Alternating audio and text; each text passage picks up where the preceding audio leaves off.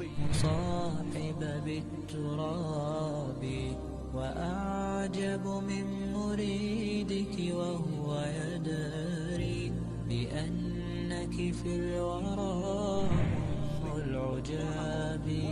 ولولا أن لي معنى جميلا لبعت المكتفيها بالذهاب.